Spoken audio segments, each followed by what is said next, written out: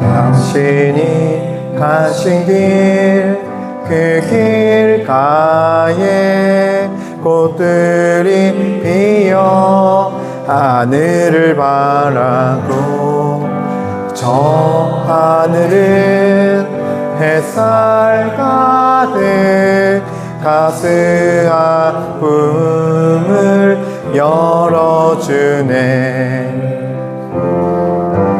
저 하늘을 자유롭게 나는 새들과 그 노래소리가 나의 맘을 밝혀주네. 먼 길에 지친 나의 맘을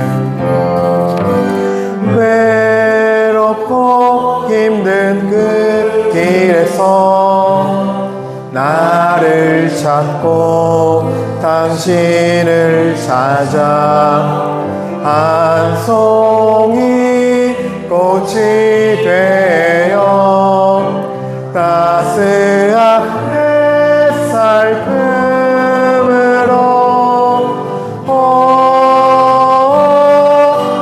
바람이 불어 꽃이 날리면 이 세상 온 마음 가득히 향기 가득하네.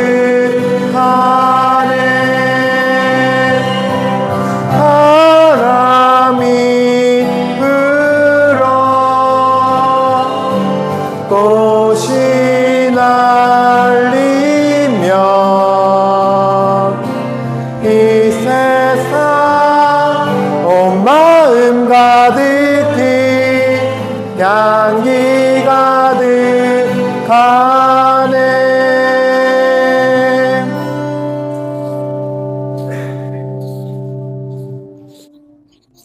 네, 두 번째 노래는 198번이고요. 아버지라는 노래인데 이 노래가 보시면 지금 악보가 좀 되게 어렵게 있어요. 그래서 처음에 1에서 1까지 갔다가 그래서 처음으로 가서 교육자들 요즘에 십자가에 올라가는 것이 계속 뚫어서 부분에 갔다가 부분에 갔다가 표현을 그렇게 있어서 잘 따라가 주시면서 읽어주시면 감사하겠습니다. 네, 수고하셨습니다.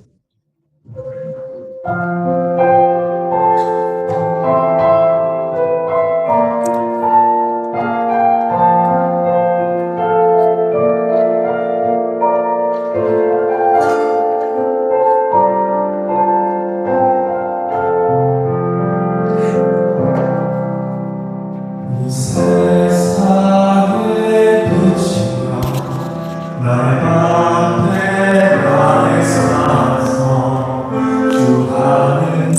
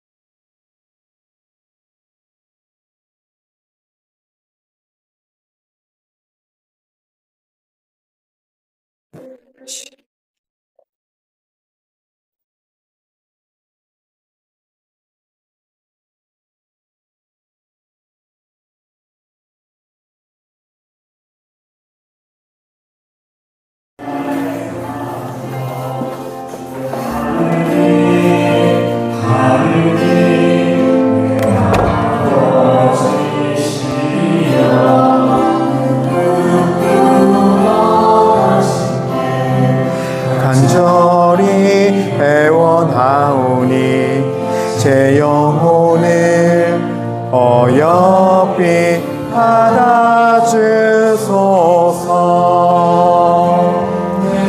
자 가득 넘치도록 가득 채워주시어 하늘 천상잔치 큰 상을 마련해 주셨네.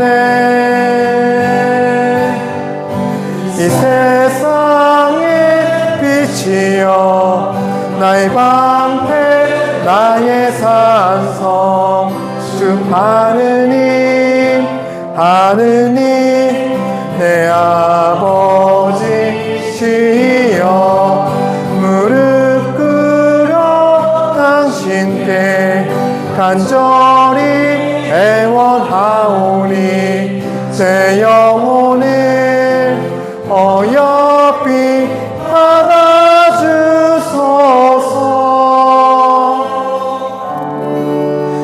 제 영혼을 어여삐 받아주소서.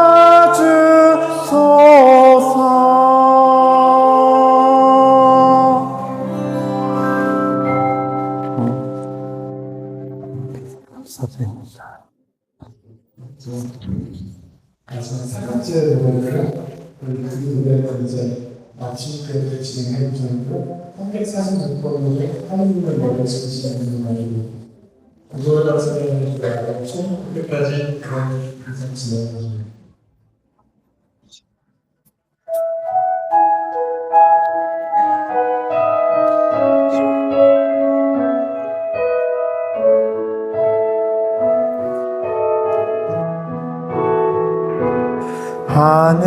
하느님은 너를 지키시는 분 너의 오른편에 그늘 되시니 낮의 해와 밤의 달도 너를 해치지 못하리. 하느님은 너를 지키시는 분 너의 재앙을 면케하시리니 주님 너를 지키시리라. 너의 생명을 지키시리라. 눈을 들어 산을 보아라. 너의 도움 어디서 오나. 천지 지으신 너를 만드신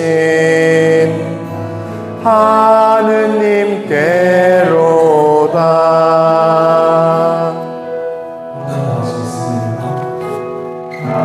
하느님은 너를 지키시는 분 너의 오른편에 그늘 되시니 낮의 해와 밤의 달도 너를 해치지 못하리. 하느님은 너를 지키시는 분 너의 재앙을 면케하시니 주님 너를 지키시리라. 너의 생명을 지키시리라. 눈을 들어 산을 보아라.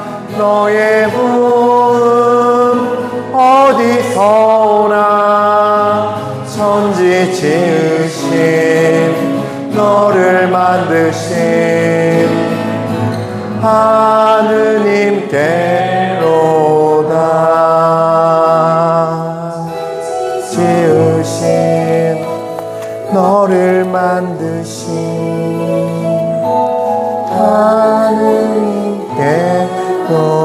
하느님께로다.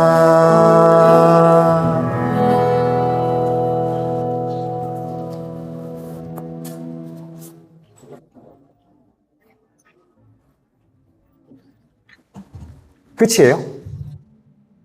아, 제가 악보를 더 많이 뽑았나? 네? 아, 마침으로 한 거예요. 예, 예. 아, 죄송합니다. 맞아요. 제가 문자 그렇게 보냈어요. 자, 또 우리들 시작기도 하기 앞서서 늘 그렇듯이 같이 또 끕니다. 예. 자꾸 하지 마시고 하나님 앞에 바쳐주세요, 이 시간. 예. 그러니까 우리가 은혜를 받는 방법이 있어요. 근데 이런 것들을 안 해요. 와서 앉아있으면 되는 줄 알아요. 예. 우리가 내어드릴 때 주님도 내어주십니다. 자, 저도 끄겠습니다. 네. 다 같이 끕시다. 예. 자, 기도드리고 시작할게요. 성부와 성자와 성령의 이름으로 아멘. 나의 성체이시오 나의 반석이시며 나의 아버지신 주 하느님, 오늘 이 시간을 주님께서 허락하셨으니 인도하여 주소서. 사실 받은 하루도 주님께서 우리에게 하루 주신 은혜이고, 주님의 은혜가 없으면 저희는 사실 숨을 쉴 수도 없습니다. 그리고 그 사실을 그토록 가벼이 여기고 인정하기 싫어합니다. 숨이 멎을 만큼의 어떠한 충격이 와야, 혹은 그런 비슷한 상황을 겪어야 비로소 내가 살아있음을, 숨을 쉼을, 작은 것들에 대해서 감사하는 마음을 지니는 부족하고 나약하고 눈이 가려져 있는 저희들을 열어주소서. 그 무엇보다도 특히 주님께 대해서 가려져 있는 저희를 열어주소서. 이 시간 저희는 생각보다 일상을 살아내면서 생각보다 쉽지 않은 일정들을 소화하고 있습니다. 그러나 이것이 사실 우리가 늘 해야 할 일입니다. 아침, 점심, 저녁 식사만큼 중요한 일이고, 아침, 저녁으로 씻는 것만큼 중요한 일입니다. 주님 앞에 앉아서 듣고 묵상하고 살아내려고 그러고 내 모습을 비춰보고 또 그 말씀 안에서 의미를 찾고 그렇게 살도록 하고, 그 안에서 얻는 은총과 진리 속에서 우리는 믿음의 반석이 세워지고 하나의 교회가 됩니다. 그렇게 저희를 키워주시고 길러주시고 이 견진이란 말처럼 견고하고 앞으로 나아갈 수 있는 그런 우리들이, 성숙한 믿음을 지닌 우리들을 초대해 주시고 불러주소서. 거룩하시고 아름다우시고 사랑 지극하신 우리 주 예수 그리스도의 이름으로 기도드립니다. 아멘. 성부와 성자와 성령의 이름으로 아멘. 자, 한 주간 동안 잘 지내셨어요? 예, 그래요. 사실 이 교리하면서 제가 느끼는 가장 큰 기적은요, 뭐냐면요, 친구들이 졸지 않아요. 예, 앞에서 졸 줄 알았는데 조는 경우는 거의 드물어요. 그러니까 한 3명 정도 존다 그러나? 평균적으로 2번은 그랬어요. 예. 자, 오늘 저희가 뭐 하기로 했죠? 제목 기억해요? 좀 큰 소리로 얘기해 주실래요? 한 명이라도 좋으니까. 제가 약간 사실은 좀 바뀌었어요, 진도가. 그래서 말씀을 드리고 시작할 거예요. 저는 이렇게 제목을 정했어요. 요걸 먼저 하고 좀 들어가야 할 것 같아서. 예, 3차 견진교리는요, 다윗 영성의 진수, 바로 주님 앞에서의 참된 회개예요. 이게 정말 진수예요. 예, 이거를 같이 다루고 하느님의 마지막 여정을, 우리 견진 여정을 다음 교리 시간에 할 예정입니다.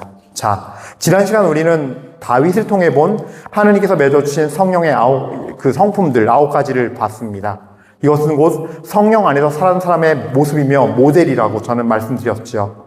첫 번째로는요, 하나님을 최고로 여기는 마음, 최상으로 여기는 마음. 예, 그래서 그 어떤 것보다도 하나님이 첫째 자리에 있는 것. 두 번째로는요, 실제로 골리앗을 만났을 때인데 하나님께 온전히 의지하는 담대함과 그 의지 속에서 두려움이 없이 세상 것들에 대한 두려움 없이 나가는 믿음. 예, 세 번째, 하나님에 대한 온전한 신뢰예요. 그래서 하나님께서 나에게 부족함 없이 모든 걸 채워주심을 믿고 따르는 삶. 네 번째, 하나님에 대한 경외심이에요. 부름받은 이익에 사울왕을 2번이나 용서하는 내용이 나오죠. 예, 그래서 하나님을 얼마나 경외하는가 나오죠. 다섯 번째, 하나님에 대한 그 순종의 마음인데 어떤 순종이냐면요, 여기서 특별히 더 중요한 게 플러스되는 거는, 용서는 예, 하나님의 요구이다, 명령이라는 것, 순종하고 따를 명령이라는 거예요. 예. 자, 그리고 여섯 번째, 위선과 거짓이 없는 마음에 대해서 알아봤어요. 그래서 하나님 앞에 겉과 속이 같은 사람이어야 한다는 것. 일곱 번째로 말씀을 따르려고 먼저 주님의 뜻을 구하는 충실함이 다윗에게 있었다. 항상 무엇을 하던 먼저 기도로 뜻을 물어보고 기도로 임하는 자세가 있었고, 여덟 번째로 하나님 앞에서 낮아지는 사람, 그리고 완전히 어린아이가 되는 친밀함이 있었고, 또 아홉 번째로 삶에서 드리는 예배, 자신의 삶을 드리는 예배, 위기와 고통, 결핍 속에서도 그 예배로 찬미의 삶, 감사의 삶, 하나님께 영광을 드리는 삶으로 옮아간다. 이게 아마 열 번째일 거예요. 하나님께 어떠한 처지에서든 영광을 드리는 삶, 영광으로 옮아가는 삶. 예. 이렇게 9가지가 아니라 정확히 10가지네요. 예. 이 10가지가 다윗을 통해서 본 하나님께서 주신 성품, 성령의 사람의 성품들이에요. 자, 오늘 우리가 하게 될 건 뭐냐면 바로 다윗의 스토리 중에서 빼놓을 수 없는 스토리가 있어요. 바로 회개예요. 예. 다윗에게는 아주 큰 사건이 있었죠. 그 사건을 우리가 오늘 같이 보도록 하겠습니다. 사무엘 하권 11장입니다. 오늘은 좀 특이하게 좀 장을 쭉 펼쳐나가면서 갈 거예요. 그래서 제가 봤을 때 11장과 12장까지 그리고 시편 51편을 이렇게 보는 방식으로 진행이 될 겁니다. 자, 먼저 우리 같이 사무엘 하권 11장 1절부터 보도록 할까요? 다 모두 피십시오. 성경을. 자, 우리 먼저 사무엘 하권 11장 1절을 같이 읽어보겠습니다. 시작. 해가 바뀌어 임금들이 출전하는 때가 되자 다윗은 요압과 자기 부하들과 온 이스라엘을 내보냈다. 그들은 암몬 자손들을 무찌르고 랍바를 포위하였다. 그때 다윗은 예루살렘에 머물러 있었다. 자, 여러분, 제가 이제부터 진행해 나갈 이 11장은요, 여기에 뭐가 나오냐면 사람이 죄를 짓는 단계가 나와요. 어떻게 해서 죄까지 이르게 되는가? 보시면 1절의 말씀이 아무것도 아닌 것 같지만 아주 중요한 게 있어요. 여러분들 왕이 될 때까지, 왕이 돼서도 다윗은 전장에 부하를 맡기고 나가는 경우가 별로 없었어요. 항상 전장을 갈 때 먼저 주님께 기도를 드리고 답을 받고 그리고 전장에 함께 앞장서 나갔어요. 그런데 다윗이 나라를 다 통일했어요. 다른 민족들이 조공을 바치기 시작해요. 이 앞에 내용들을 보면은.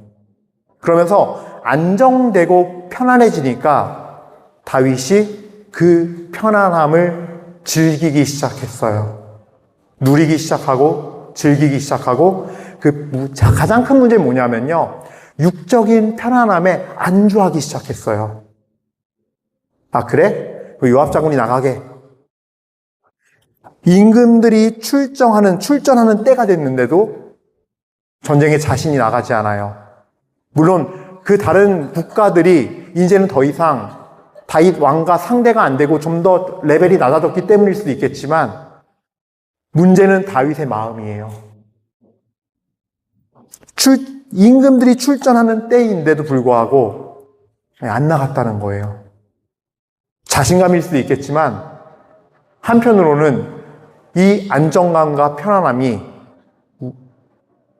다윗을 슬그머니 하느님과 멀어지게 만들고 좀 먹기 시작해요. 우리가 너무 힘들고 괴롭고 어려울 때는요, 하나님께 그렇게 달라붙고 기도해요. 예수님 제발 도와주세요. 이거 이루어주세요. 자, 이것만 하면은 막 열심히 할게요. 뭐든지 할게요. 그리고 이루어지면 어떻게 돼요? 여러분 중에 이루어지면은 그때 그 마음으로, 그 열정으로, 그 열심으로, 그 정성으로 하나님 바라보고 하시나요? 계속? 희한하죠? 내 신앙생활을 돌아봐도 그게 그러지가 않아요.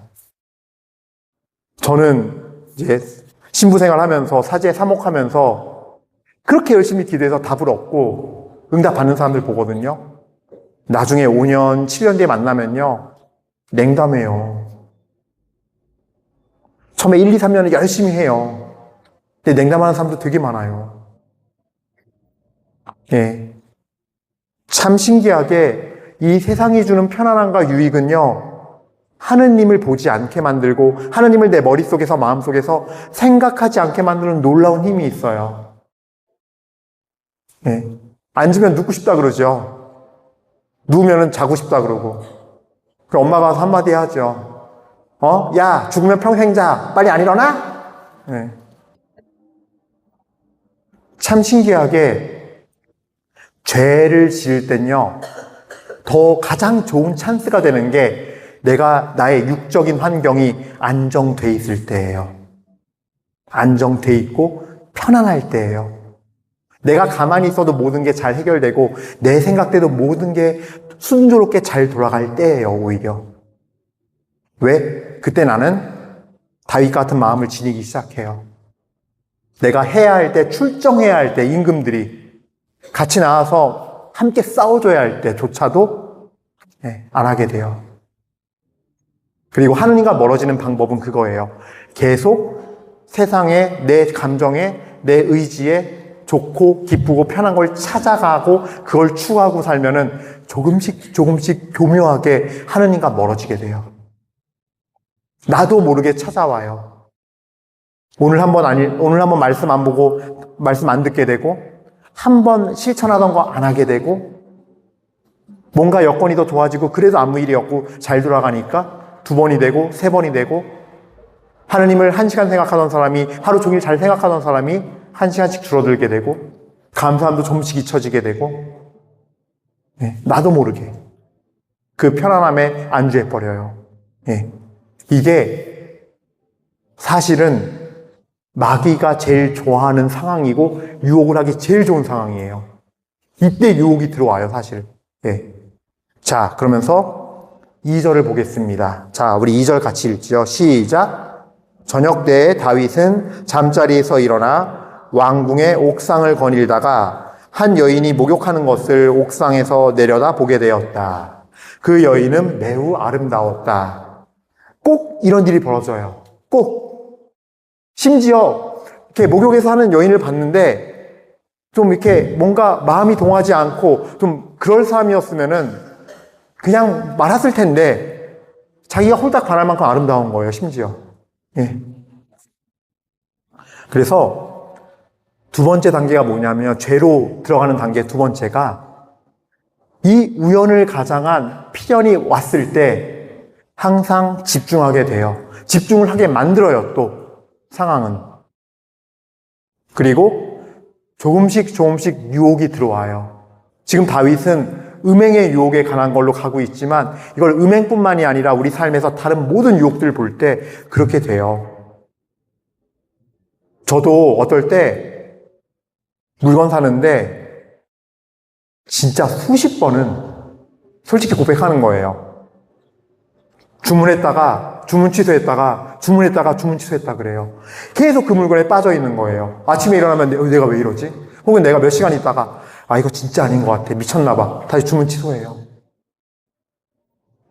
우리 일상적인 거지만 이게 내가 꼭 있어야 되는 건가? 지금 당장? 나 없어서 못 살고 있고 지금 안 되는 것도 아닌데 자꾸 집중하게 만들어요. 있어도 그만이고 없어도 그만인데. 그래서 자꾸 욕심내게 만들어요. 나중에 사서 물건 오잖아요? 기쁘지 않아요, 그렇게. 이거 왜 샀지? 그냥 계속 써도 되는데. 이런 마음이죠. 우리 일상에서도 이런 일이 있죠, 그죠? 근데 죄는요, 항상 작게 와요, 늘. 그러니까 제가 말씀드리고 싶은 부분은 뭐냐면요, 제가 강론 중에도 말씀드린 적이 있지만 항상 원리가 동일해요. 그러니까 사람이 바보가 아니에요. 자, 우리 친구들 봐봐. 내가 좀 평소에 마음에 안 드는 친구가 있어. 근데 마음속에서 마귀가 그래. 야, 쟤 칼로 찔러 죽이자 하면은 여러분들은 어때요? 그거 좋은 생각이야. 칼이 어디 있지? 이래요? 아니죠. 내가 왜 이러지? 정신 나갔나? 아무리 미워도 그렇지. 그죠? 이 마음이 먼저 들어요. 그러니까 마귀도 똑똑해요. 그렇게 하면은 죽이는 데까지 안 가는 걸 알아요. 야, 죽이는 건 좀 그렇고, 야, 저기 가다가 쟤 걸려 넘어지게 하자. 혹은, 야, 친구를 몇 명이랑 얘기해서 쟤 좀 골탕 먹이자. 왜냐면 2-3 사람이 하나 바보 만드는 거 너무 쉽잖아요. 그죠? 그런 식으로 작게 시작해서 내 미움을 극대화할 수 있는 방법까지 가요.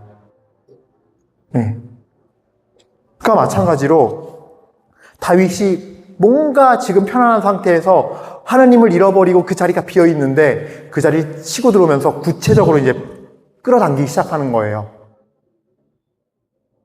창세기 보면 재밌는 게 하와에게 유혹을 뱀이 해요. 그랬을 때 이런 표현이 있어요. 하와가 그 선악과를 보니 참 맛있어 보이고 소담스러워 보였다는 표현이 있어요. 뭐예요? 집중을 하게 만드는 거예요. 네. 자, 그러면 또 다음을 보겠습니다. 3번. 예. 관심을 갖고 이제는 직접 다가가게 만들어요. 다가가고 조사하고 알아보게 만들어요. 그러니까 구체적으로 이제 생각이 움직여서 행동으로 옮길 마음의 결심을 하게끔 이끈다는 거예요. 자, 사무엘하고 11장 3절, 우리 3절 같이 읽겠습니다. 시작. 다윗은 사람을 보내어 그 여인이 누구인지 알아보았는데 어떤 이가 그 여자는 엘리암의 딸 밧세바로 히타이트 사람 우리아의 아내가 아닙니까? 하였다. 얼마나 정보력이 많겠습니까? 왕궁인데, 나는 왕인데, 저 사람이 누구야 하면 금방 조사해서 금방 오고 주변에 아는 사람들이 있죠. 왕궁에서 눈에 보일 정도면 어느 정도 고관이거나 어느 정도 자리가 잡힌 사람이에요. 그렇겠죠? 정부의 관료이거나. 그러면 그들끼리 또 알겠죠. 커뮤니티가 있으니까. 예. 근데 문제는 뭐냐면 다윗의 마음이에요. 이제는 구체적으로 누군지 알아보기 시작해요. 저 사람 어느 집이고 누구야? 뭐예요? 마음 안에서 더 한 걸음 더 다가가는 거예요. 악마는 더 유혹하는 거예요. 아이, 괜찮아. 야, 호기심 안 생겨? 그 정도는 알아도 되지. 괜찮아. 예. 우리도 그래요. 우리도 죄짓게 되는 과정에서 제일 쉬운 예. 뭐예요? 재미로 봤어요. 타로 보고. 재미로 봤어요. 재미로 보다가 맞으면 신기하고, 맞다가 신기하다가 나중에 일이 잘 안 풀릴 때 기도도 했더니 안 돼. 뭐도 했더니 안 돼. 아, 신부님 막 말씀 듣고 열심히 했더니 안 돼. 나중에 어떻게 돼요? 아, 진짜 한번 봐볼까? 나도 모르고 돈 들고 가요. 예. 점 보고 싶은 다음에 처음부터 점 보는 거 아니에요. 그렇게 해서 좋은 결과 얻으면 그 다음에 또 해요. 또 하고 또 하고. 예. 구체적인 생각으로 옮겨진다는 거는 행동할 계획을 세우는 것과 연관이 되고 조금씩 점점 깊이 다가와요. 예. 네 번째입니다. 자, 우리 4절 말씀 읽겠습니다. 시작. 다윗은 사람을 보내어 그 여인을 데려왔다. 여인이 다윗에게 오자 다윗은 그 여인과 함께 잤는데 여인은 부정한 기간이 끝나 자신을 정화한 다음이었다. 그 뒤 여인은 자기 집으로 돌아갔다. 자, 뭐예요? 실제로 행동에 옮겨요. 예. 상황이 너무 좋아요. 우리아는 군인이었어요. 장수였어요. 어떻게 해요? 전장에 이미 나가고 없어요. 나는 놀고 있어요. 와이프도 혼자예요. 너무 좋은 상황이었어요. 숨기기에. 여러분들 한 가지 알아야 할 게 예수님께서 요한복음 8장에서 마귀를 얘기할 때 이런 표현을 써요. 그는 거짓의 아비이다. 그가 거짓말을 할 때 그의 본성을 드러낸다 그래요. 예. 마귀는 기본적으로 속이는 영이에요. 나의 진실이 드러나지 않게 할 수 있도록 속이는 것이 근본적으로 하는 일이에요. 예.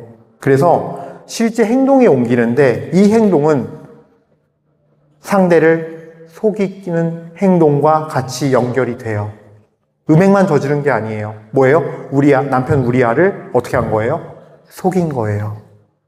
여러분들이 어떤 문제를 결정할 때, 어떤 거에 답을 내릴 때 내가 누군가를 속이거나 누군가를 배제시키거나 하는 것이 있다면 거기서 결론을 내리지 마세요. 이거 팁이에요. 중요한 팁이에요. 내가 하는 결정이나 행동이 누군가에게 상처가 되는 건 금방 살펴요. 그런데 누군가를 정말 본질적으로 속이고 있는 경우, 이런 것들은 속이려는 유혹이 더 강해요. 왜? 보통은 내가 이득을 취하거든요. 내가 분명히 난 이득을 취하거든요, 나에게. 그랬을 때 어떤 사람이 교묘하게 배제되고 속여진다. 이것도 하나의 중요한 열쇠예요. 아, 이게 죄가 되는 행동이겠구나. 나에게 이익이 있고 좋은 게 많아도 이거 무조건 죄가 되겠구나. 라는 거를 꼭 기억하십시오. 예. 절대 건드리지 말아야 할 여인을 건드리는 거예요, 사실은. 네. 자, 그래서 하는 이때 벌어지는 일이 뭐냐면, 이때 실행에 옮길 때는 이미 완전히 하느님은 내 안에 사라진 거예요. 불이 다 꺼져버린 거예요. 이때는 어느 누구도 막을 수 없어요. 그래서 사실 제가 신학과 1학년 딱 들어가자마자 영성지도 시간에 가진 첫 번째 말이 있어요. 죄 지을 기회를 피해라. 죄 지을 자리를 가지 말아요. 그게 신학과 1학년 20살짜리 첫 영성 강화 시간의 첫 번째 메시지였어요. 여러분들 그렇게 생각하잖아요. 에이, 신부님, 그래도 사제 되는 사람들, 아니, 그냥 뭐 연애도 좀 할 수 있지 않아요? 그래도 좀 뭔가 알아야 되잖아요. 그런 것도 모르고 어떻게 사랑을 얘기해요?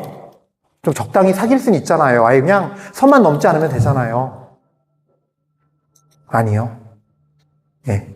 죄를 지을 기회를 피하는 거예요.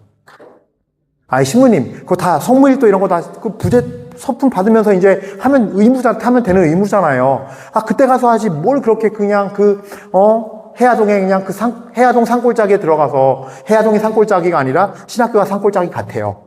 들어가서, 뭐 거기서 그렇게 몇 달씩 있다가 방학 때 잠깐 나와서 학사님 굴고 있다 가냐고.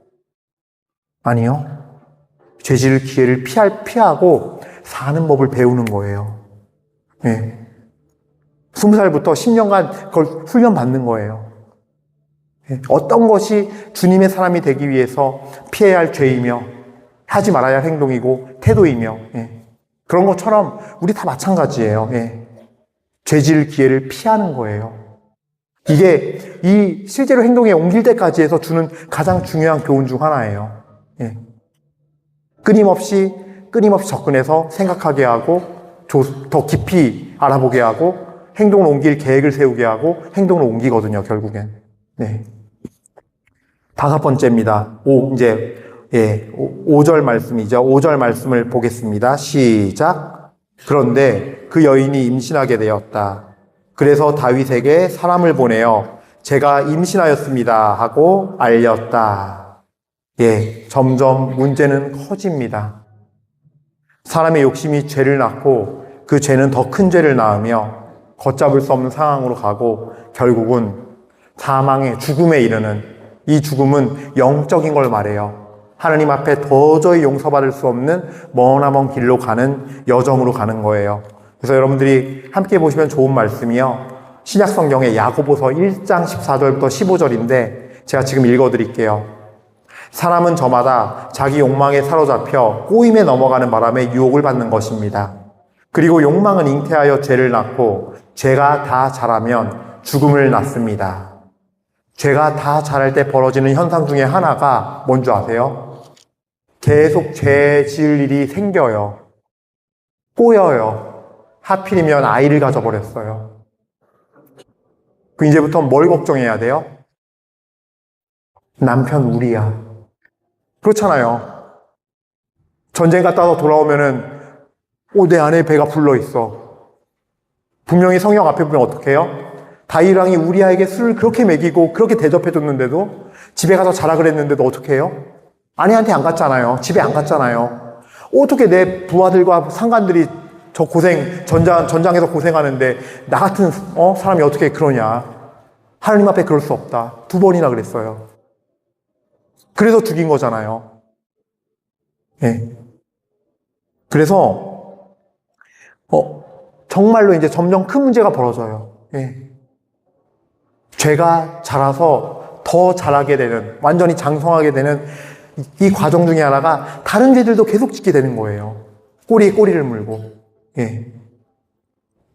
자, 그래서 이제 회식과 격려를 하게 되는데 사무엘 하권 11장 5절부터 21절 아주 긴 말씀들이에요. 자, 근데 이 말씀들을 보면은 제가 아까 말한 그대로예요. 무마시키려고 그래요. 그래서 해도 두 번의 회식을 해서 잠자리를 안 가지니까 아내하고 편지를 쓰죠. 우리아를 부하들과 함께 전장 깊숙한 곳에 넣었다가 우리아만 조용히 거기서 죽게 하라고. 권력형 청부살인이에요. 권력형 살인이에요. 근데 이 살인까지 가기까지 이유가 얼마나 사소하고 치졸합니까? 사실 생각해보면. 정말 고결하고 순결하고 하느님께 대한, 왕에 대한, 이스라엘 나라에 대한 충성심으로 가득한 그 사람 하나가 그렇게 죽어가는 거예요, 그냥. 의인 하나가 억울하게 죽는 거예요. 한 사람의 욕망 때문에, 더러운 죄된 생각 때문에. 네. 자, 그렇게 이루어지죠. 6번째입니다. 주님께서 죄를 거슬러 하시며 회개를 요구하는 단계예요. 자, 이 부분은 좀 같이 보도록 할게요. 11장, 26절입니다. 27절입니다. 27절. 끝이에요. 11장의 끝부분. 같이 한번 읽어볼까요? 시작. 애도 기간이 끝나자 다윗은 사람을 보내어 그 여인을 궁으로 불러들였다. 그리하여 그 여인은 다윗의 아내가 되었는데 여인은 그에게 아들을 낳아 주었다. 그러나 다윗이 한 짓이 주님 눈에 거슬렸다. 주님의 눈에 어땠다고요? 거슬렸다. 그 마무리가 돼요. 자, 이제 주님께서는 거슬려 하시며 본격적으로 회개를 요구하세요. 여러분, 다윗이라는 사람 잘 생각해 보세요. 그 전까지의 여정을. 얼마나 아름다운 여정이었습니까? 얼마나 겸손했습니까? 얼마나 순결했습니까? 미련하리만큼 그냥 미치광이 같은 사울 왕 앞에서, 자기를 죽이려고 현안되어 있는 왕 앞에서 그 사람도 기름 부음 받았다는 이유 하나만으로 어떻게 해요? 용서해 주잖아요. 자기를 죽이려고 그러는데 미치광이가 되어서. 그 고결하던 사람이 왜 이렇게까지 됐을까요? 한순간에. 여러분, 우리가 방향을 잃으면 한순간이에요. 한순간이에요. 근데 이 거슬리는 주님께 감사해야 돼요. 계속 얘기하겠지만 주님이 그것이 눈에 거슬렸을 때는 주님은 우리에게 다가오실 의향이 있는 거예요. 관심 없으면 오지 않으세요. 이게 무슨 말이냐면, 여러분들 마태복음 7장에 이런 말씀이 있어요. 너희가 주님 한다고 다 천국 가는 거 아니다. 주님, 제가 주님 이름으로 마귀도 쫓았고요. 주님, 제가 이름으로 병도 고치고요. 주님, 제가 주님 이름으로 말씀도 선포하고요. 그랬지 않습니까? 나는 너희를 도무지 모른다. 이 불법을 일삼는 자들아. 이거 기억하셔야 돼요. 나는 너희를 도무지 모른다. 하느님이 망각하기로 말씀하시면 하느님 진짜 망각하세요. 그분은 말씀하면 이루시는 분이에요. 우리랑 달라요. 우리는 미워 죽겠는데 모른 척하고 너 누구냐? 난 몰라. 이게 아니에요. 난 너를 기억하지 않으리라 하는 순간 그 사람은 모르는 사람이 돼요. 누구에게서? 하느님 자신에게서. 그분의 말씀은 다 이루어지니까. 네? 어땠어요? 눈에 거슬렸다예요. 거슬렸기 때문에, 거슬리면 어떻게 돼요? 주목이 돼요? 안 돼요? 주목되잖아요. 주목하는 거예요. 자, 그래서 12장의 내용이 펼쳐집니다. 자, 12장 보면은 볼까요? 같이. 자, 이제 나탄의 예언자의 대언이 있습니다. 12장 1절부터 4절까지의 말씀이에요. 자, 우리 이 부분은요, 한번 읽어보죠. 길더라도. 시작. 주님께서 나탄을 다윗에게 보내시니 나탄이 다윗에게 나아가 말하였다. 한 성읍에 두 사람이 살고 있었습니다. 한 사람은 부자이고 다른 사람은 가난했습니다.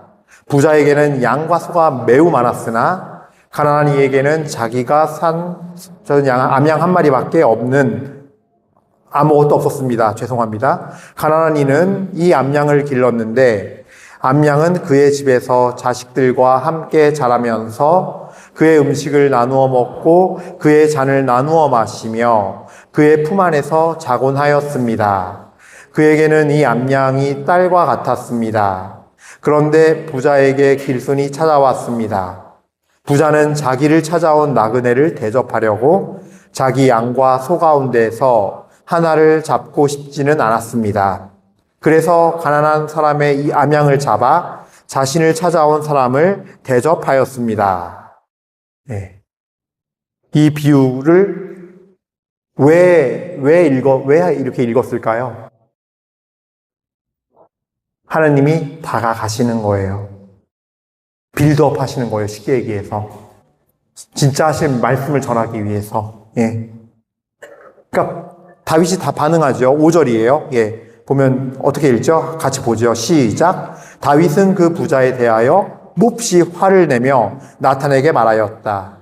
주님께서 살아계시는 한 그런 짓을 한 그 자는 죽어 마땅하다. 그는 그런 짓을 하고 동정심도 없었으니 그 암양을 내갑절로 갚아야 한다. 여기까지 읽을게요, 먼저. 하느님 정말 놀라운 게요. 하느님은요, 정말 인격적이시거든요. 무슨 얘기냐면요. 다윗의 반응을 봐요. 어떤 마음인지. 다윗의 마음이 두 가지가 확인돼요. 여전히 정의감은 살아있어요, 첫 번째로. 그죠? 근데 두 번째로 뭐예요? 이율배반적이에요. 자기하고 맞지 않고 자기 모순이에요. 왜 하느님이 인격적이냐면요. 그 입에서 나오는 고백을 통해서 자신의 처지를 알게 하는 거예요. 자신이 말하게 해요. 내가 너 다 알아 해서 막 조지는 게 아니에요. 강제로 신문하고 하는 게 아니라 말하게 만들어요. 이거는 함정에 빠뜨린다의 개념이 아니라 하나님이 정말 자기 사람은 그게 있어요. 자기가 한번 말을 정리해서 해보잖아요. 그럼 내가 얼마나 잘하는지 알아요. 우리 친구들 공부할 때 혹시 그런 친구들이 있어요? 내가 공부해서 외운 거를 책을 덮어놓고 혼자 이렇게 쭉 암송을 해봐요? 해봐요? 공부 잘하나 보네. 자, 그래요. 예. 근데, 예, 아닐 수도 있어요. 자, 근데 중요한 건 뭐예요? 효과가 어때요? 다르지요? 내가 다 정리해서 아는 것 같아 넘어가는 거랑 내가 한번 입으로 쫙 되뇌이는 거랑 완전 달라요. 내가 입으로 해보면은 어디서 막히고 뭐가 안 되는지 알아요. 그쵸? 나만 그래? 너희랑 나랑 뭐 다른 공부했니? 약간 많이 다르겠지 물론. 네, 그래요. 그래도 나 수능 세대야 그래도. 여기 계신 분 중에 우리 어르신들 중에 학력고사라는 게 있어. 그런 걸 해보신 분들도 있는데 나는 수능 세대야. 너희도 수학능력 평가라 그러지? 나도 수학능력 평가라 그래. 자, 그래요. 자꾸 이렇게 나가면 안 됩니다. 예. 이러면 얘기하던 걸 까먹어요. 그러니까 그 효과가 있는 거예요. 하나님도 우리에게 뭔가를 가르쳐주고 깨닫게 할 때요, 입으로 고백하게 만들어요. 그래서 이런 질문에 답도 돼요. 하나님 다 하시는데 왜 우리가 기도해야 돼요? 하나님 다 하시잖아요. 근데 왜 우리가 기도해야 돼요? 그거는요, 나를 위해서예요. 내가 입술로 고백할 때 내 마음을 내가 정리하고 알게 돼요. 내가 입술로 말을 할 때 내가 아는 것이 어떤 것인지가 드러나요. 그래서 입술로 말하고 성경을 입술로 읽고 내 마음을 입술로 표현하는 기도를 자주 하셔야 돼요. 저는 그래서 이렇게 말씀드려요. 우리 가톨릭 기도서의 기도가 훌륭해요. 너무 아주 정갈하게 정말 깔끔한 물장으로 잘 쓰여 있어요. 그러나 여러분, 그것만 기도하지 마세요. 그거는 첫 번째로 우리 공동체를 위한 기도예요. 자, 여러분, 가정을 위한 기도 마칩시다 했을 때 우리 집 사정이랑 얘네 집 사정이 달라요. 그렇죠? 근데 가정을 위해서 기도합시다 하면은 서로 할 말이 달라져 버려요. 그래서 스탠다드한 공동체 기도가 존재하는 거예요. 예. 공동체를 위해서고, 두 번째는요, 초신자를 기도할 줄 전혀 모르잖아요. 그랬을 때 기도는 이렇게 하는 거야 라고 예시로서 보여주는 거예요. 교회가 표준적인 걸 제시하는 거예요. 그 두 가지 의미가 가장 큰 건데, 10년이 지나도 20년이 지나도 그냥 염경 기도만 하면은 안 된다는 거예요. 벗어나야 돼요. 내가 하느님을 인격적으로 대해드려야 돼요. 내 마음을 말로 표현해야 하는 거예요. 이 또한 중요한 이유예요. 내가 그렇게 입술로 말함으로써 하느님과 나의 관계가 인격적으로 되는 거예요. 인격적이라는 건 살아있는 관계이고, 어떤 날은 화가 나고, 어떤 날은 좀 짜증이 나고, 어떤 날은 하나님 앞에 실망스럽고, 어떤 날은 너무나 기쁘고 감사하고 그냥 찬미가 나오고, 그 다양하고 풍성한 감정들이 나의 마음이 그대로 드려져야지 돌처럼 굳지 않고 성령 안에서 살아있는 마음으로 주님께서 빚어가신다는 거죠. 그래서 입술로 고백해야 돼요. 지금 다윗이 자기 말로 고백하게 하는 거예요, 주님께서. 자, 그러면 이제 다시 7절부터 읽겠습니다. 시작. 그러자 나탄이 다윗에게 말하였다. 임금님이 바로 그 사람입니다. 주 이스라엘의 임금님께서 이렇게 말씀하십니다. 나는 너에게 기름을 부어 이스라엘의 임금으로 세우고 너를 사울의 손에서 구해 주었다. 나는 너에게 내 주군의 집안을 또 내 품에 주군의 아내들을 안겨주고 이스라엘과 유다의 집안을 주었다. 그래도 적다면 이것저것 너에게 더 보태어 주었을 것이다. 그런데 어찌하여 너는 주님의 말씀을 무시하고 주님이 보시기에 악한 짓을 저질렀느냐? 너는 히타이트 사람 우리아를 칼로 쳐 죽이고 그의 아내를 내 아내로 삼았다. 너는 그를 암몬 자손들의 칼로 죽였다. 그러므로 이제 내 집안에서는 칼부림이 영원히 그치지 않을 것이다. 내가 나를 무시하고 히타이트 사람 우리아의 아내를 데려다가 내 아내로 삼았기 때문이다. 예. 자, 보시면은 굉장히 말씀이 어때요? 무섭죠? 칼 같죠? 자, 여기서 또 하나의 신비를 제가 알려드릴게요. 자, 여러분, 첫 번째로 다윗에게 하신 이 말씀은요, 예, 회개하는 데 있어서 가장 중요한 이 말씀은요, 하나님께서 공개적으로 하셨어요. 다윗 왕까지 올리신 분이 하나님이잖아요. 나탄이 왕궁에 가서 그 자리에서 들을 수 있을 법한 자리에 있는 시녀들부터 시작해서 궁 안에 있는 사람들이 들리게 한 거예요. 공개적으로. 하나님은 죄를 지은 자에 대해서 아무런 대가 없이 용서하진 않아요. 우리는 아무 일 없이 그냥 넘어가길 바래요. 내가 한 거 아무도 모르고 그냥 하나님이 그냥 완전히 나 너무 예뻐해서 특별 대우해 주길 바래요. 근데 나탄 예언자를 통해서 하신 하나님의 방법은 그렇지가 않아요. 왕으로 그만큼 주님께서 세우셨기 때문에 하나님이 그만큼 낮추시는 거예요. 이때 수치의 자리로 가는 거예요. 이 죄가 공개될 때 얼마나 수치스럽겠어요. 궁 안에서 알 사람들은 알아요. 소문으로 돌겠죠. 그랬대. 그러신 거야, 정말? 우리 왕께서 그러셨어? 전에 안 그러셨잖아. 왜 저렇게 변했지? 할 수도 있고, 이미 다 알고 있는데 같이 공범이 되어서 있는 대신들에게도 같이 수치를 주는 거예요. 왕이 회개하면 대신들도 그 죄를 알고 회개하니까. 예. 그리고 더 큰 거는 다윗 자신이 본인이 꾸민 일이잖아요. 하나님이 그 자리까지 높여주셨는데 그렇게 행동한 거에 대해서 하나님은요, 그냥 아무 조건 없이 그냥 용서하는 거 없어요. 죄를 반드시 꾸짖어요. 그래서 그 자리로 내려요. 밑으로 내려요. 내 죄가 만천하에 드러나게. 근데 왜 그렇게 하시느냐?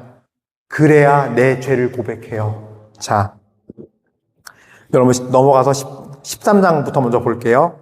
자, 13절부터 볼게요. 13절 시작. 그때 다윗이 나탄에게 내가 주님께 죄를 지었어 하고 고백하였다.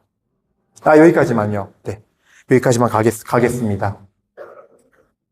다윗의 영성의 진수예요, 이게. 하느님께서 그를 낮추셨을 때, 때렸을 때 다윗은 자존심 부리지 않아요. 내가 왜요? 뭐 그럴 수도 있죠. 아니요. 하느님, 이보게, 나탄, 보게나.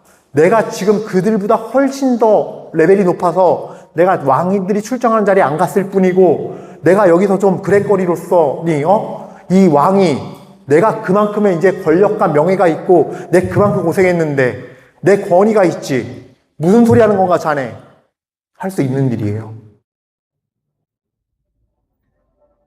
내가 수치를 당하지 않기 위해서, 그 수치를 악으로 갚기 위해서, 그리고 나의 정당성을 확보하기 위해서, 왕의 권위로, 왕의 권력으로. 근데 어떻게 해요? 내가 주님께 죄를 지었소. 바로 무릎을 꿇어요. 그 자리로 밀어 넣었을 때, 내렸을 때, 내치신 게 아니에요. 버린 것이 아니고 내치신 게 아니에요. 그 자리로 내리신 거는 다시 빚어서 다시 세우기 위해서예요. 허물어질 수 있어요. 무너질 수 있어요. 하지만 그 무너짐을 받아들이고 다시 깨끗하게 되어서 자네는 치워야 할 거 아니에요. 쓰레기는 정리해야 할 거 아니에요. 그게 있으면 어떻게 다시 세운단 말입니까? 그래서 기꺼이 내려가서 자네를 치워지기를 바라시는 마음이 하나님 마음이에요. 우리 죽이려고 멸망시키려고 망신 주는 거 아니고 낮아지라고 하는 거 아니에요. 낮추시는 거 아니에요. 그럴 수 있어요. 예. 사실 세상의 관점으로 봤을 때 진짜 악질의 죄를 지은 거예요. 그렇죠? 남의 아내 뺏었죠. 그 과정에서 나의 남편 죽였어요. 다른 사람의 그 손에 폭력의 손으로. 그 암몬인들의 칼로. 이게 얼마나 나쁜 죄입니까? 용납받지 못할 죄예요. 세상 기준으로는. 하지만 하느님은 그것까지도 내가 깨끗하게 할 수 있고 너 정화시킬 수 있으니 너 낮아져. 인정해. 예. 그랬을 때 이게 우리가 해야 되는 회개의 본질이에요. 예. 바로 인정하고 내 자존심 생각 다 내려놓고 내려가는 거. 받아들이는 거예요. 예. 자, 그렇습니다. 이제 다윗의 회개에서 드러나는 7가지 특성이 있어요. 여러분들 혹시 시편 51편 읽어오셨나요? 예, 시편 51편으로 넘어갈게요. 시편 51편 펴주세요. 자, 여러분들 이 시편 51편은요, 우리 어디 누구 돌아가셨을 때 연로 바칠 때 하는 시편이 아니에요. 원래 이 시편은 뭐라고 쓰여 있죠? 제일 처음에 지휘자에게 시편, 다윗, 그가 밧세바와 정을 통한 뒤 예언자 나탄이 그에게 왔을 때. 사무엘 학원에서는 그렇게 한 줄로 내가 주님께 죄를 지었어라고 표현했겠지만 실제 주님 앞에 드린 회개의 기도는 이거예요. 네. 나탄 예언자가 왔을 때 이 노래를 부르면서 주님 앞에 회개합니다. 자, 그럼 이 특징을 볼게요. 먼저 우리 시편 51편 3절과 4절, 6절, 9절을 읽겠습니다. 3절과 4절, 6절, 9절입니다. 자, 시작. 하느님 당신 자애에 따라 저를 불쌍히 여기소서. 당신의 크신 자비에 따라 저의 죄악을 지워주소서. 저의 죄에서 저를 말끔히 씻으시고 저의 잘못에서 저를 깨끗이 하소서.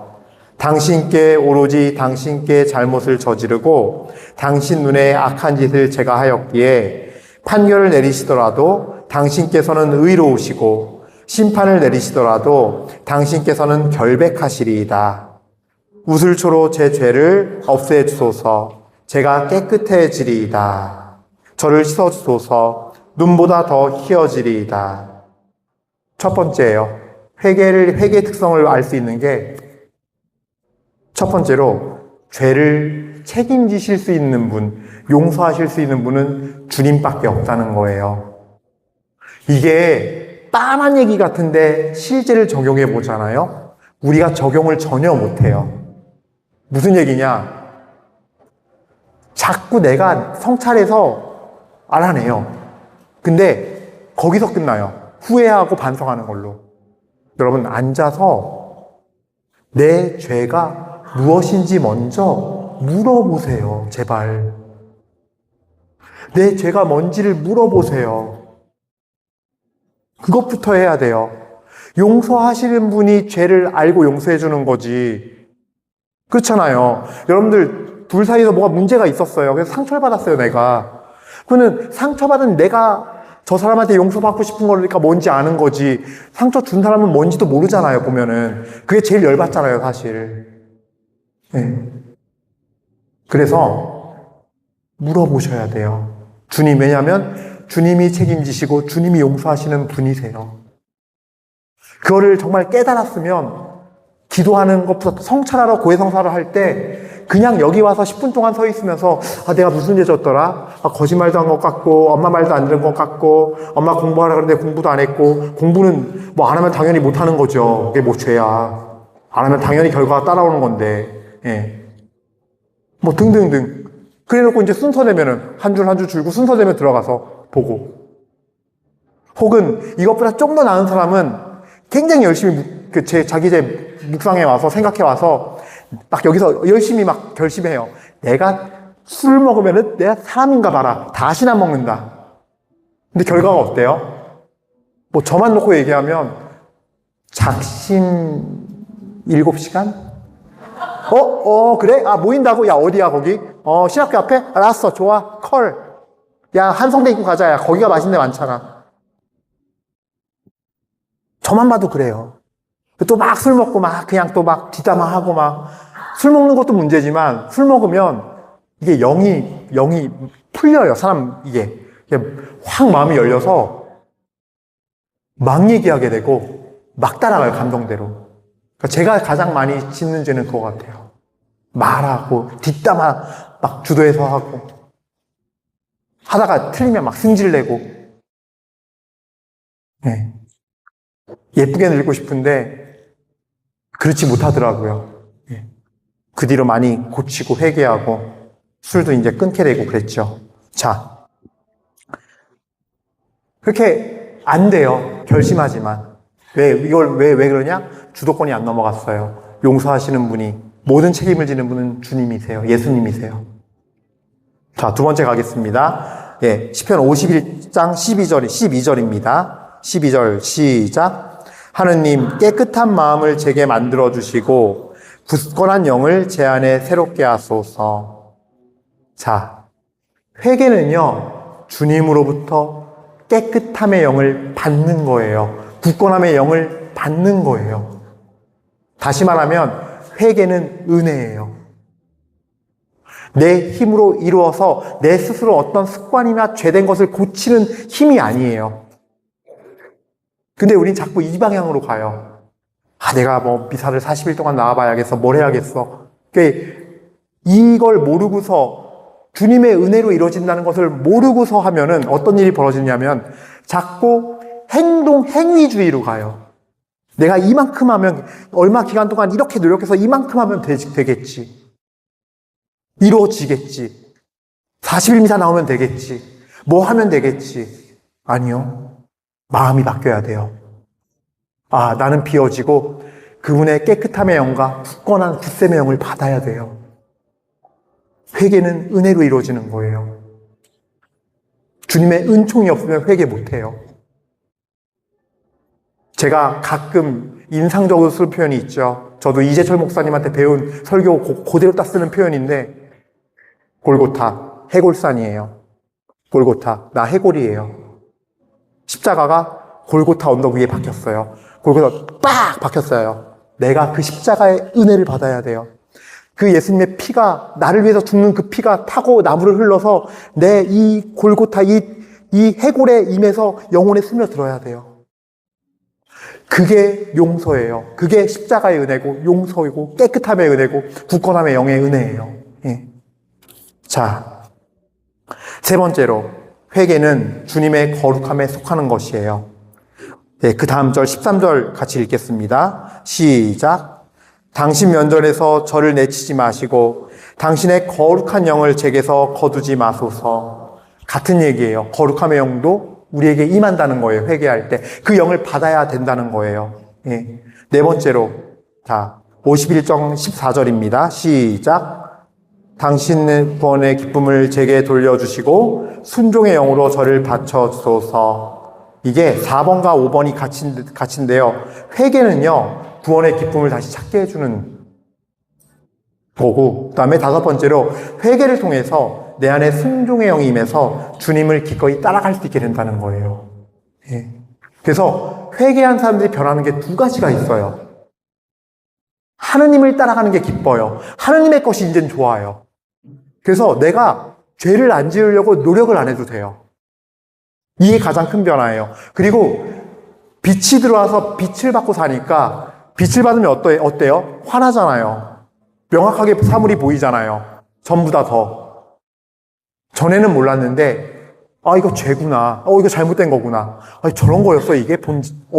밝아지니까 알겠네? 라는 영적으로 밝아져서 민감해져요. 죄가 무언지 가르쳐주지 않고 정확하게 식별하게 되고 보다 분명히 알게 되고 하느님이 뭘 좋아하시는지 그 뜻이 뭔지를 보다 분명히 자연스럽게 알게 돼요. 자연히 알게 돼요. 그리고 그거를 기쁨으로 순종하고 따라가요. 기쁨을 찾게 되고 그걸 기뻐하게 되고 그리고 순종하면서 하나님을 기꺼이 따를 수 있게 돼요. 예. 이게 네 번째와 다섯 번째고 여섯 번째는 15절입니다. 자, 15절 말씀 보겠습니다. 시작. 제가 악인들에게 당신의 길을 가르쳐 죄인들이 당신께 돌아오리이다. 예. 바로 뭐냐면요. 나만 거룩해지고 좋은 걸로 끝나는 게 아니라 좋은 거 있으면 어떻게 하고 싶어요? 나만 갖고 싶어요? 아니잖아요. 나누고 싶잖아요. 그죠? 당연해요. 나누고 싶어져요. 내가 말하지 않고는, 증언하지 않고 못 배겨요. 복음은 그렇게 전해지는 거예요. 사도 바오로께서 복음 선포하시다가 돌에 맞아 죽을 뻔한 적이 있어요. 근데 사람들이 와서 죽은 줄 알고 왔는데 일어났어요. 근데 돌로 쳐 죽인다는 게 어떻게 쳐 죽이는 거냐면요. 그냥 요만한 돌멩이 던지는 게 아니에요. 이런 짱돌 들고 머리 던지는 것도 아니에요. 요 앞에 한 5m에서 그냥 이런 짱돌로 그냥 머리를 향해 막 아무 데나 던지는 거예요. 맞으면 어떻게 될지 아무도 몰라요. 근데 그렇게 맞고 쓰러졌어요. 이제 쓰러졌을 때 그냥 다 완전히 죽인 다음에 버리는 게 아니라 이제 더 이상 일어나지 못하고 오늘 하룻밤 저기 성 밖에 갖다 버리면 죽을 것 같으면은 그렇게 성 밖에 던져버리는 거거든요. 알아서 죽는 거예요. 알아서. 시간이 지나면서. 죽을 줄 알고 성 밖에 버렸는데 일어난 거예요. 그러고서 사도행전에 보면요. 그 다음 날로 리스라를 가요. 복음 전하러. 그렇게 돌에 맞고 길을 가다가 비슷한 모양의 돌만 봐도 아마 트라우마가 올라올 거예요. 그걸 보면서 어떻게 이럴 수가 있을까? 어떻게? 예. 그렇게 해서도 복음 전하는 게 기쁜 거예요. 그게 전부인 거예요. 예수님 복음 전하고 예수님이. 그렇게까지 된다는 거예요. 신부님 너무 무서워요. 그럼 저희 다 순교하란 얘기예요? 그 얘기가 아니에요. 내 목숨보다도 주님을 더 가치 있게 여기고 사랑하게 된다는 얘기예요. 내 삶 속에서. 예. 마찬가지로 회개한 영혼은, 깨끗해진 영혼은 나의 이 은혜의 체험을, 주님을 말하지 않을 수 없게 된다는 거예요. 그래서 가르쳐 준다는 거예요. 죄인들에게도 돌아서게. 그렇게 살면 안 돼. 예수님 믿어야 돼. 예수님 알아야 돼. 네 힘으로 죄 못 끊어. 될 것 같지만 안 돼. 그건 종교 생활이야. 그렇게 하는 건. 진짜 성령 안에서 사는 거는 그렇지가 않아. 예수님 살아계셔. 지금 살아서 숨 쉬고 계시고 너와 함께 계시고 너에게 말씀하고 싶어 해. 자, 그 다음에 14절, 15절 했고, 예, 일곱 번째입니다. 일곱 번째.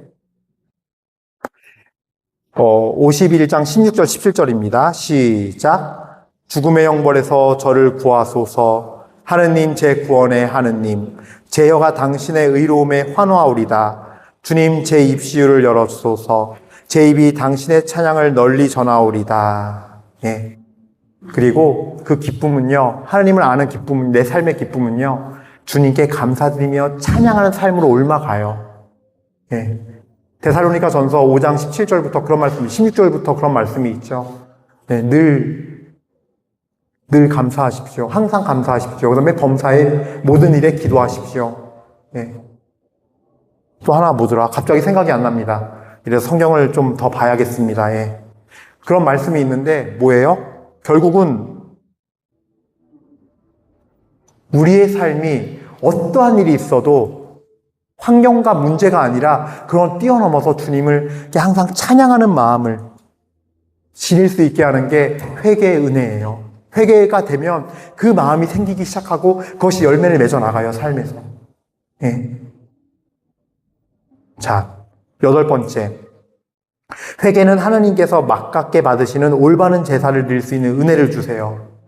자, 이게 51편 18절부터 21절 끝까지인데요. 마저 같이 읽지요. 시작. 당신께서는 제사를 즐기지 않으시기에 제가 번제를 드려도 당신 마음에 들지 않으시리이다. 하느님께 막가진 재물은 부서진 영, 부서지고 꺾인 마음을 하느님, 당신께서는 업신여기지 않으십니다. 당신의 호의로 시온에 선을 베푸시어 예루살렘의 성을 쌓아주소서. 그때 당신께서 의로운 희생제물을 번제와 전번제를 즐기시리이다. 그때 사람들이 당신 제단 위에서 숫소들을 봉헌하리이다. 여러분, 회개가 된 영혼의 제사, 이 미사, 주님께서 기꺼이 받아주시고 그 부서지고 낮추인 영혼의 그거를 하나님께서는 낮추하니 보시고 높이세요. 기꺼이 받아주세요. 진정한 삶의 미사가 그때부터 시작되는 거예요. 예. 그래서 예수님께서 복음 말씀 중에 그런 말씀이 있어요. 너희가 예물을 드리려 할 때 너에게 원한 품은 형제 있거든 어서 가서 그 형제와 화해하고 와서 예물을 바쳐라 그랬어요. 제사를 드리라 그랬어요. 예. 깨끗해지고 회개된 마음이 그토록 중요하다는 거예요. 부서지고 낮추인 마음이 될 때 주님께서는 비로소 그 바치는 제사의 숫소를 번제와 전번제를 받으신다는 거예요. 근데 우리는 삶의 미사는 중요하게 여기지 않아요. 삶 속에서 깨끗한 마음으로 사랑하고 용서하고 내 형제를 받아주고 안아주고 싫은 소리 안 하고 함정에 빠뜨리지 않고 놀리지 않고 무시하지 않고 이런 것들은 중요한 줄 몰라요. 이것도 미사예요. 삶의 미사예요.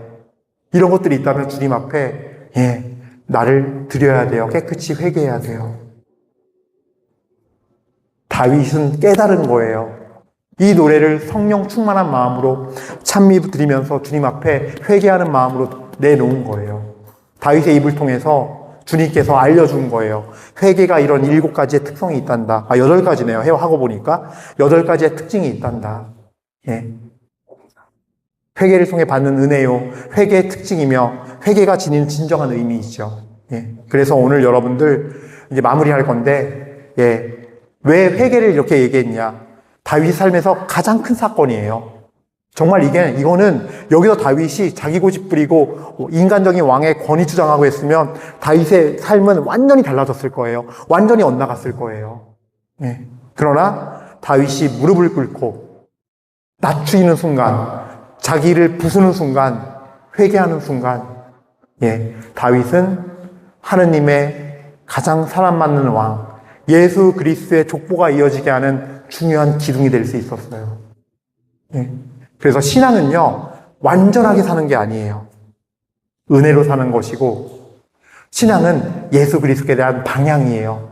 넘어져도 또 일어나고 또 일어나면서 예수님께 끝까지 가는 마음이에요.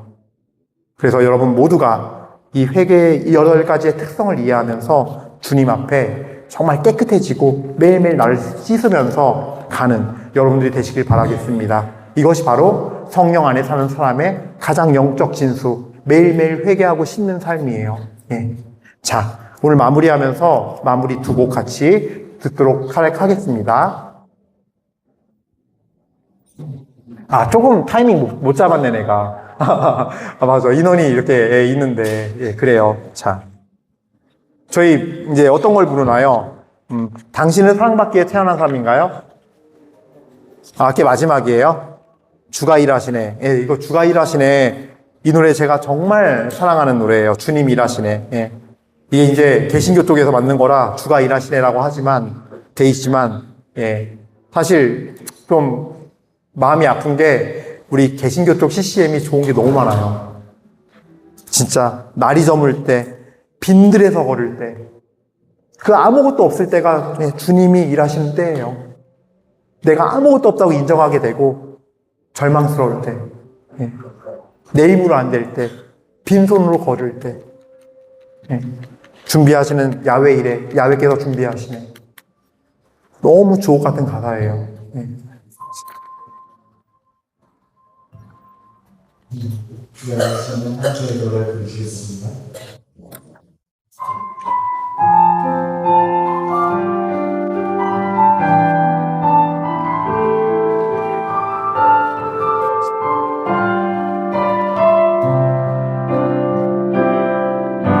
날이 저물어 갈 때 빈들에서 걸을 때 그때가 하느님의 때 내 힘으로 안 될 때 빈손으로 걸을 때 내가 고백해 야외 이래 주님 일하시네 주님 일하시네 주께 아끼지 않는 자에게 주님 일하시네 주님 일하시네 신뢰하며 걷는 자에게 우리 모인 이곳에 주님 함께 계시네 누리네 아버지 은혜 적은 떡과 물고기 내 모든 걸 드릴 때 모두 고백해 야외 이래 주님 일하시네 주님 일하시네 주께 아끼지 않는 자에게 주님 일하시네 주님 일하시네 신뢰하며 걷는 자에게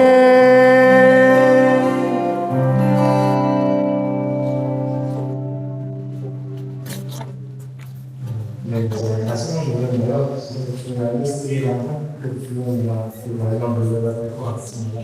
같이 함께 불러주셔서 정말 감사드리고 마지막 노래는 다 같이 그 쉬운 노래로 공부했습니다. 그래서 진단의 그 강하시면 같이 노래 부르셨습니다.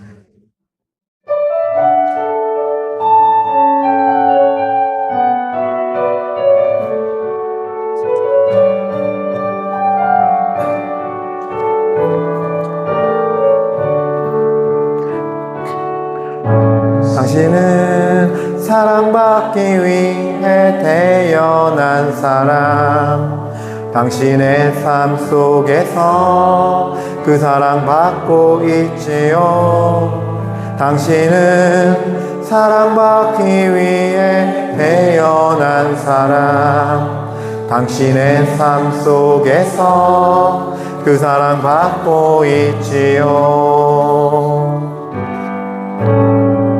태초부터 시작된 하느님의 사랑은 우리의 만남을 통해 열매를 맺고 당신이 이 세상에 존재함으로 인해 우리에게 얼마나 큰 기쁨이 되는지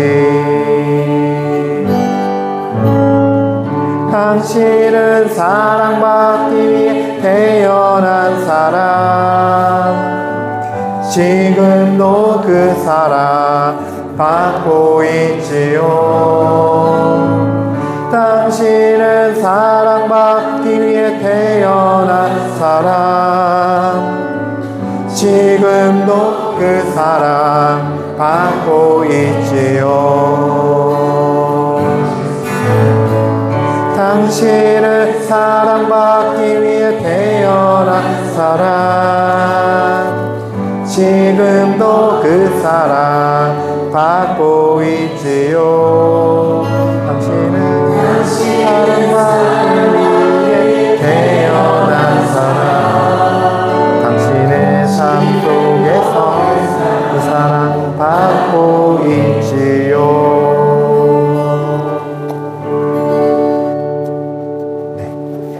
영광이 성부와 성자와 성령께 처음과 같이 이제와 항상 영원히 아멘. 성부와 성자와 성령의 이름으로 아멘. 네, 수고하셨고 공지사항 또 잘 듣고 가세요. 네.